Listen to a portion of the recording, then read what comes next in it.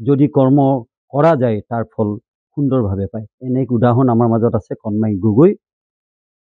১ নং পুখুৰীয়া গাঁও, নাওবৈচা বিধানসভা সমষ্টিৰ অন্তৰ্গত ১ নং পুখুৰীয়া গাঁৱৰ কণমাই গগৈয়ে জন্মৰ পৰা যদি বিকলাংগ, তেখেতে কিন্তু নিজক এটা দৃঢ়তাৰে জীৱন সংগ্ৰাম চলাই গৈছে আৰু নিজকে কৰ্মৰাজিৰে প্ৰতিষ্ঠিত কৰিবলৈ সক্ষম হৈছে। আমি তেখেতৰ পৰা জানিব বিচাৰিম, আপুনি যিহেতু তাঁত বয় বা বেলেগ ধৰণৰ চিলাই কাম কৰি সংস্থাপিত হয়, কেনেধৰণে আৰম্ভ কৰিলে, এই বিষয়ে আপুনি কি ক'ব? মই প্ৰথমতে এৰী সূতা কাটিবলৈ ল'লোঁ। মোৰ মায়ে শিকাই দিলে। তাৰপিছত লোকৰ পৰা এৰী সূতা কাটি তেনেকৈ পইচা ওলাবলৈ ৰাস্তা ওলালোঁ। নিজকে দুৰ্বল বুলি ভবা নাই, নাভাবি পিনি সেইটো কৰিলোঁ। তাৰপিছত লাহে লাহে কাপোৰ এম্ব্ৰইডাৰী হাতেৰে চিলাবলৈ ল'লোঁ। ভৰিয়েতো মেচিন চিলাব নোৱাৰোৱেই, সেইবাবে। তাৰপিছত গম পালোঁ কাছজলিত এখন বিকলাংগ স্কুল আছে বুলি। তালৈ গম পাই পিনি খবৰ কৰি তালৈ গৈ এই বোৱা বোৱা ফুল বচা সেইখিনি শিকিলোঁ। সকলোখিনি নোৱাৰোঁ, যিখিনি নেকি থিয় হৈ কৰিব লাগে। তাৰপৰা সেইখিনি মোক ঘৰৰ মা নবৌ সেইখিনিয়ে সহায় কৰি দিয়ে।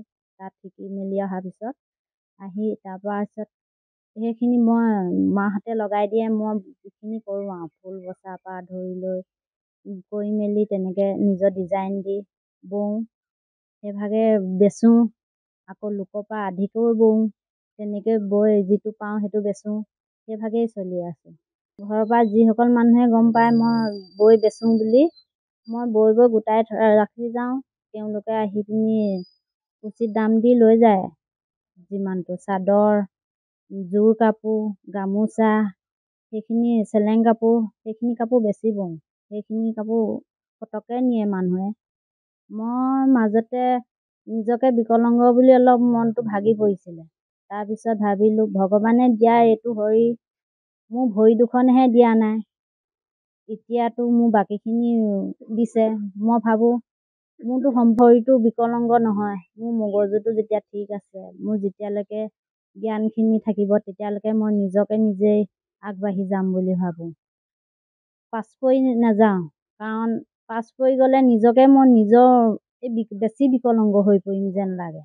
সেইকাৰণে মই নিজৰ বুদ্ধিয়ে মতে মই নিজে আগবাঢ়ি যাব বিচাৰোঁ, লোকৰ কথা শুনিব নিবিচাৰোঁ। এই আছিল কণমাই গগৈৰ জীৱন কাহিনী। গতিকে দৃঢ়তাৰে তেখেতে ব্যস্ত হৈ পৰিছে। এনেধৰণে তাঁত বৈ বিভিন্ন ধৰণৰ কাপোৰ বয়ন কৰি কাপোৰ বৈ তেখেতে বিক্ৰী কৰি নিজকে সংস্থাপিত কৰিছে আৰু তেওঁ আশা কৰে যদি চৰকাৰী সুবিধা পায় তেতিয়া তেখেতে এই উদ্যোগ হিচাপে গঢ়ি তুলিব, আগবাঢ়ি যাব। সেই উদাহৰণ হৈ ৰ'ব কণমাই গগৈ। লখিমপুৰৰ পৰা দয়াল কৃষ্ণনাথ, বাতৰি বিভাগ, DD অসম।